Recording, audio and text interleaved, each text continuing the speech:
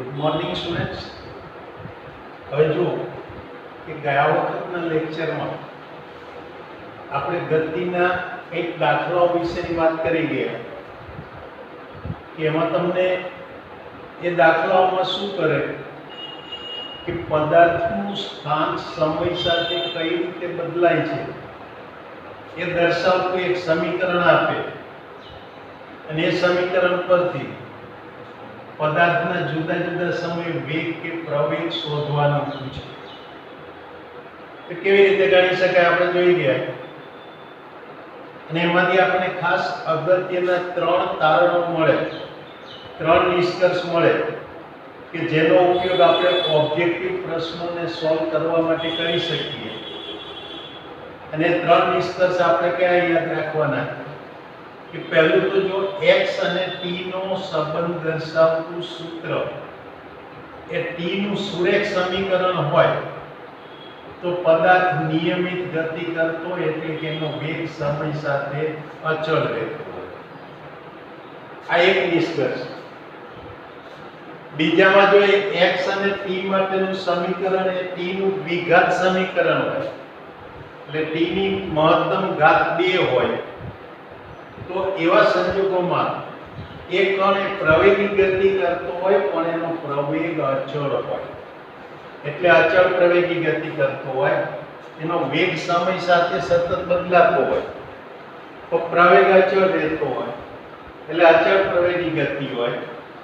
અને ત્રીજામાં એ t ની ઘાત 2 કરતા વધારે હોય ગમે તેટલી એટલે બહુઘાત સમીકરણ હોય, બહુપદી પદાવલી હોય તો એવા સમયે એ જે વેગ અને પ્રવેગ છે એ બંને સમય સાથે સતત બદલાતા હોય. એટલે આ રીતે સમીકરણ જોવાથી જ તમે ઓબ્જેક્ટિવ પ્રશ્નમાં જવાબ આપી શકો કે આપેલો કણ એ અચળ પ્રવેગી ગતિ કરે છે, નિયમિત ગતિ કરે છે કે પ્રવેગી ગતિ કરે છે એ નક્કી કરી શકાય. હવે જોઈએ કે પદાર્થના વેગ વિરુદ્ધ સમયનો આલેખ આપેલો હોય તો એ આલેખ ઉપરથી એ સમયમાં પદાર્થે કરેલું સ્થાનાંતર એ આપણે કેવી રીતે ગણી શકીએ. જોઈએ કે આલેખની મદદથી કેવી રીતે ગણી શકાય. તો શરૂઆતમાં હું અહીંયા આગળ લઈશ પદાર્થનો વેગ અચળ એટલે આ પદાર્થ અચળ વેગથી ગતિ કરે છે તેવા સમયે એના વેગ વિરુદ્ધ સમયનો આલેખ દોરું એટલે x અક્ષ ઉપર સમય લઉં, y અક્ષ ઉપર એનો વેગ લઉં. તો ધારો કે પદાર્થનો વેગ v અચળ છે તો વેગ અચળ રહેતો હોય તો હવે જેમ સમય બદલાશે એમ એ પદાર્થના વેગમાં કોઈ ફેરફાર નહીં થાય એટલે કે સમયના મને જુદા જુદા યામ મળે પણ અહીંયા વેગની કિંમત તો બદલાય નહીં એટલે વેગના યામ બદલાશે નહીં. પરિણામે એવી વખતે આલેખ છે સમય અક્ષને સમાંતર આવી સુરેખા મળે. તો ધારો કે t બરાબર 0 સમયે કણ પ્રારંભિક સ્થાન ઉપર હતો તો અહીંયા t સમયે એક કણ અહીંયા બીજા કોઈ અંતિમ સ્થાન ઉપર આવે એટલે પ્રારંભિક સ્થાન એટલે કે આ સંદર્ભ બિંદુઓ લો. ચાલો અહીંયા આગળ આ t સમયે કણ ત્યાં p પર આવે છે, અહીંયા આગળ આ q કહું અને r કહું. તો હવે હું આમ કહી શકું કે આકૃતિમાં લંબચોરસ OPQR એનું ક્ષેત્રફળ શોધીએ. ચલો તે ક્ષેત્રફળ એ બરાબર એની લંબાઈ ગુણ્યા પહોળાઈ એટલે કે OP ગુણ્યા PQ. અહીંયા તમે જોઈ શકો OP એટલે તો એને 0 થી શરૂ કરીને t સમય સુધીનો એટલે કે OP ની જગ્યાએ t આવે તો PQ એટલે PQ લો કે OR લો એ તો એનો વેગ v આવે એટલે આ v * t એટલે આ ક્ષેત્રફળ બરાબર v * t થાય. હવે વેગની વ્યાખ્યા પરથી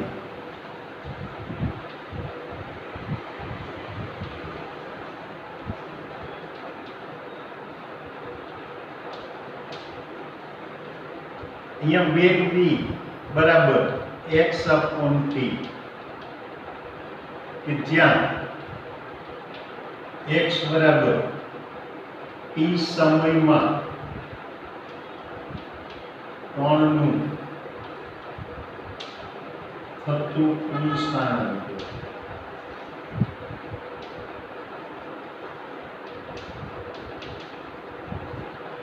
અને માટે આપણે લખી શકીએ કે v * t બરાબર x. તો હવે જો સમીકરણ 1 અને સમીકરણ 2 એમાં બંનેમાં એક એક બાજુએ તો આપણને v * t પદ સમાન મળે છે, માટે બાકીના બે જે સામેની બાજુઓ છે એ સરખી થાય. એટલે માટે કહી શકાય કે સમીકરણ 1 અને 2 પરથી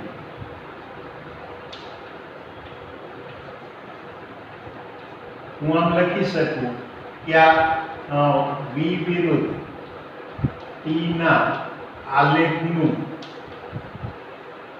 એટલે એ આલેખ વડે ઘેરાયેલા ભાગનું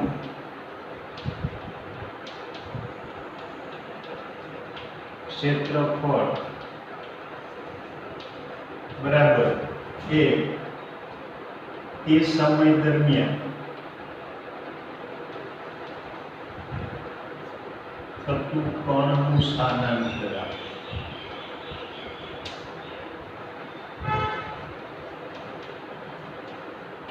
એટલે આનો અર્થ એ કે તમે એમ કહી શકો કે અહીંયા કણનો જો વેગ વિરુદ્ધ સમયનો આલેખ હોય તો એ આલેખનું તમે એના વડે ઘેરાયેલા ભાગનું ક્ષેત્રફળ શોધો તો એ ક્ષેત્રફળ એ આપેલ સમયમાં કણના સ્થાનાંતર આપે. હવે આ માત્ર અચળ વેગથી ગતિ થતી હોય તો જ સાચું છે એવું નથી. આ જે રીત અહીંયા આગળ પરિણામ છે એ પરિણામ એ તો અચળ પ્રવેગી ગતિ થતી હોય તો પણ સાચું છે, કોઈ પણ પ્રકારની ગતિ થતી હોય તો સાચું છે. એટલે એમાં વેગ એ માત્ર અચળ રહેવો જરૂરી નથી. ટૂંકમાં વેગ વિરુદ્ધ સમયનો આલેખ દર્શાવતું જે કે ભાગ હોય એ પછી વક્ર હોય કે સુરેખા હોય તો એની નીચેના ભાગનું ક્ષેત્રફળ શોધીએ એટલે એ આપણને સમય દરમિયાન થતું સ્થાનાંતર આપે. એટલે કે આ પરિણામ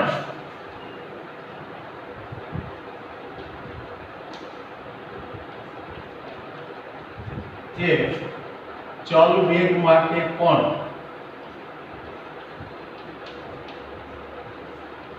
સાચું છે.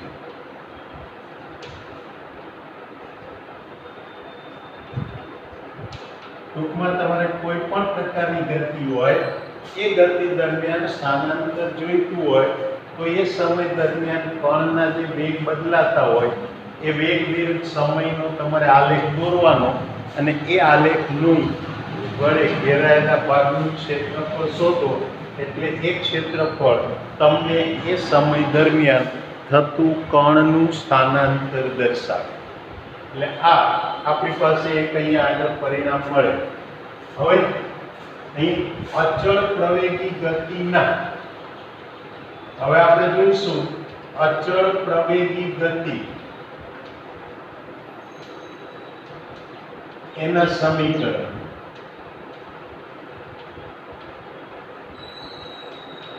કણ જો અચળ પ્રવેગી ગતિ કરતું હોય તો એના ગતિના સમીકરણો મળે.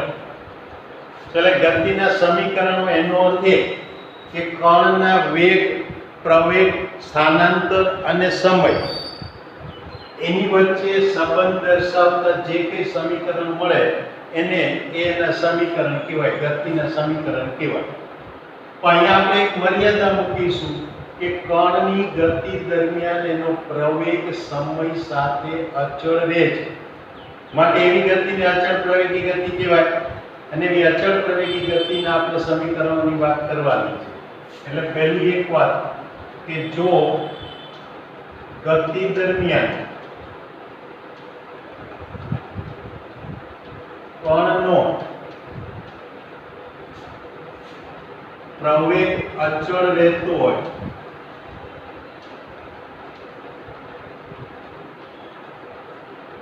તો તેની ગતિ એ અચળ પ્રવેગી ગતિ કહેવાય.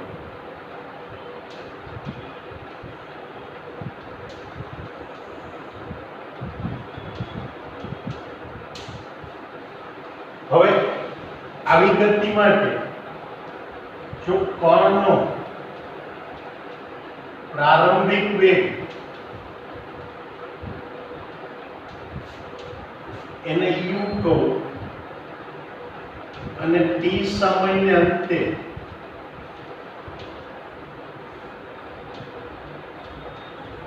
તેનો વેગ v હોય તો તેનો પ્રવેગ એ બરાબર અંતિમ વેગ માઇનસ પ્રારંભિક વેગ છેદમાં એના માટે લાગતો સમય. કારણ કે પ્રવેગ એટલે વેગમાં ફેરફારનો દર, એટલે કે એકમ સમયમાં વેગમાં થતો ફેરફાર. એટલે આ રીતે પ્રવેગ માટેનું આપણી પાસે સૂત્ર શું મળે કે પ્રવેગ એ બરાબર v માઇનસ u અપોન સમય t. અને આના ઉપરથી જો હું v ને સૂત્રનો કરતા બનાવું માટે હું આમ લખી શકું કે v બરાબર તો કે u વત્તા at. આ સમીકરણ 1. તો સામે હું અહીંયા t ને સૂત્રનો કરતા બનાવું તો v માઇનસ u છેદમાં a. આ સમીકરણ 2. આ બે સમીકરણનો મારે જરૂર પડે ત્યારે હું ઉપયોગ કરીશ. અત્યારે આપણે આ બે સમીકરણો યાદ રાખવાના. આમ જોવા જાઓ તો સમીકરણ 1 એટલે જો એક ગતિનું સમીકરણ કહેવાય કે જો તમે કણનો પ્રારંભિક વેગ જાણતા હો, અચળ પ્રવેગ જાણતા હો, તો t સમયે એનો વેગ કેટલો હશે એ તમે ત્યાં શોધી શકો, ગણતરીથી શોધી શકો. એટલે એ અચળ પ્રવેગી ગતિનું એક સમીકરણ કહી શકાય. હવે જો અહીંયા આગળ આ ગતિ માટે હું એના વેગ વિરુદ્ધ સમયનો આલેખ દોરું. ચલો એ આલેખ આપણને આ પ્રકારે કંઈક મળે. આ x અક્ષ ઉપર સમય t, y અક્ષ ઉપર વેગ v. હવે માનો કે એનો પ્રારંભિક વેગ એટલે u જેટલો છે અને અચળ પ્રવેગી ગતિ કરે છે એટલે એના વેગ વિરુદ્ધ સમયનો આલેખ એ આ પ્રકારે કંઈક સુરેખા મળે. તો આ t સમયે એનો વેગ આ પ્રકારે અહીંયા થાય છે એમ કહેવાય. તો આ અહીંયા t સમયે એનો વેગ મળે. ચલો હવે જુઓ કે અહીંયા આગળ હું આ o, આ p, u, આ r. ચલો r પાસેથી હું y અક્ષને લંબ દોરું એટલે આ q. તો હમણાં તો આપણે સાબિત કર્યું કે v વિરુદ્ધ t ના આલેખ વડે ઘેરાયેલા ભાગનું ક્ષેત્રફળ એટલે એ ગતિ દરમિયાન કણનું સ્થાનાંતર આપે. એટલે કે અહીંયા કણના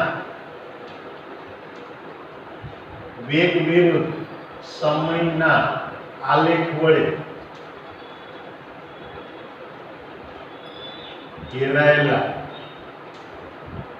ભાગનું ક્ષેત્રફળ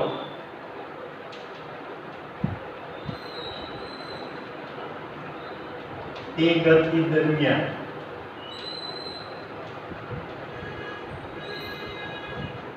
થતું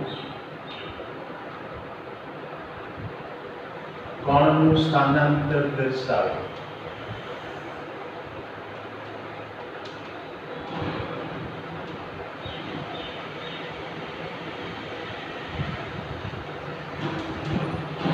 માટે x બરાબર તો કે અહીંયા આગળ પહેલા તો o, p, q, r ભાગનું ક્ષેત્રફળ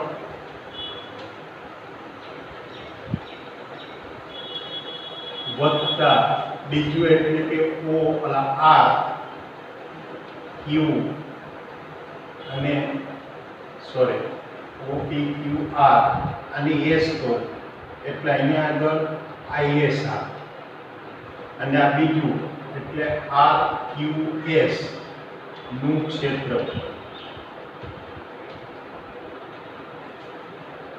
ટૂંકમાં એક આ લંબચોરસનું ક્ષેત્રફળ અને બીજું આપણે આ ત્રિકોણનું ક્ષેત્રફળ બંનેનો સરવાળો કરીએ એટલે આપણને કુલ સ્થાનાંતર મળે.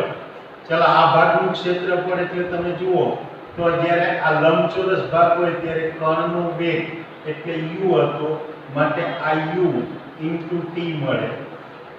અથવા તો બીજી રીતે મારે કહેવું હોય તો આ u * t એટલે કે વેગ અચળ ગણી શકાય. હવે બીજા ભાગના ક્ષેત્રફળમાં મારે જોઈતું હોય ત્રિકોણ માટે તો અહીંયા s પાસે વેગ u છે, q પાસે વેગ v છે એટલે q થી s વચ્ચેનો વેગ એટલે v - u થાય.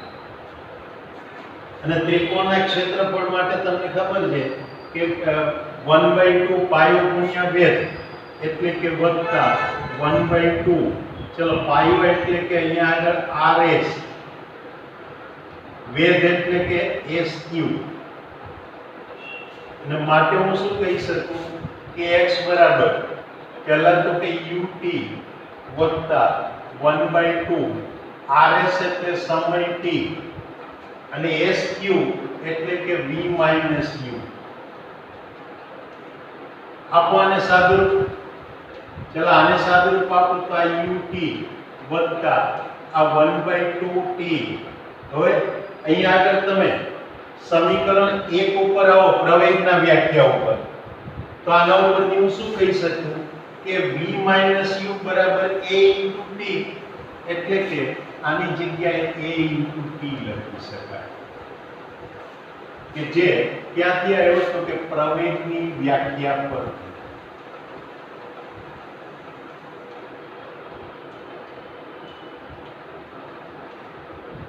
આપો હવે સાદું તો કે x બરાબર ut વત્તા 1/2 at² એટલે આ આપણું સમીકરણ નંબર 3. આને પણ એક ગતિનું સમીકરણ કહેવાય કે જો તમે કણનો પ્રારંભિક વેગ જાણતા હો, અચળ પ્રવેગ જાણતા હો તો t સમયમાં એને કરેલું સ્થાનાંતર x તમે શોધી શકો. એટલે આ સમીકરણ 3 ને પણ અચળ પ્રવેગી ગતિનું સમીકરણ કહેવાય. એટલે આ રીતે અત્યારે આપણી પાસે બે સમીકરણો અચળ પ્રવેગી ગતિના મળે. એક તો v બરાબર u વત્તા at અને બીજું x બરાબર ut વત્તા 1/2 at². હવે બીજી વસ્તુ કે જો પ્રવેગ અચળ રહેતો હોય તો અહીં આગળ સ્થાનાંતર બરાબર એટલે કે અચળ પ્રવેગી ગતિ માટે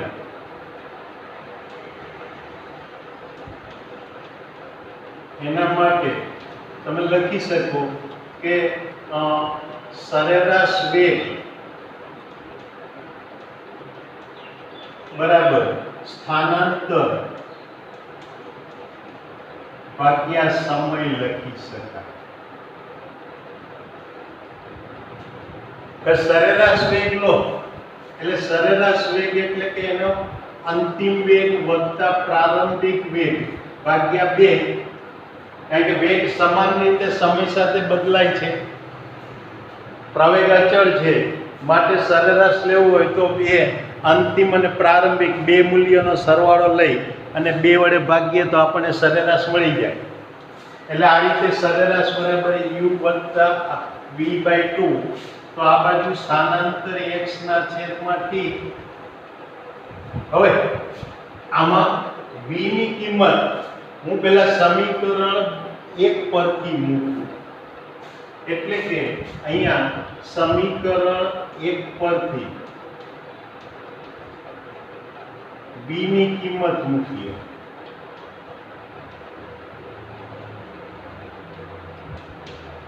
બે કિંમત મૂકીશું તો હવે અહીંયા આગળ શું લખી શકાશે કે u વત્તા at વત્તા u છેદમાં 2 બરાબર x છેદમાં t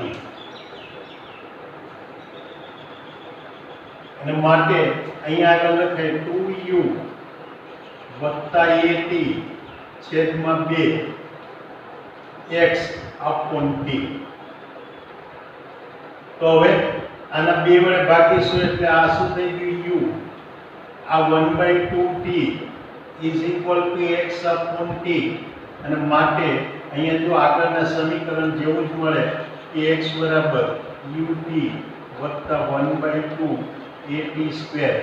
આ સમીકરણ આપણને જે ત્યાં મળી ગયું ત્રીજું સમીકરણ કે જે એ સમીકરણ આપણે આલેખ ઉપરથી શોધતા હતા, અહીંયા આગળ એ સમીકરણ આ રીતે આપણે ત્યાં ડાયરેક્ટ શોધી શકીએ. એટલે આ ગતિનું સમીકરણ. આના બદલે જો હું સમીકરણ 2 પરથી સમયની કિંમત મૂકું, એટલે કે અહીંયા આગળ જો આ સમીકરણ 2 પરથી t ની કિંમત એ આ v plus u upon 2 બરાબર x upon t માં મૂકીએ. ચલો t ની કિંમત મૂકીશું એટલે પહેલા તો અહીંયા આગળ આ v plus u t ને આ બાજુ લઈ આવો તો આ 2x. હવે t ની જગ્યાએ હું શું લખી શકું? v minus u upon a માટે v plus u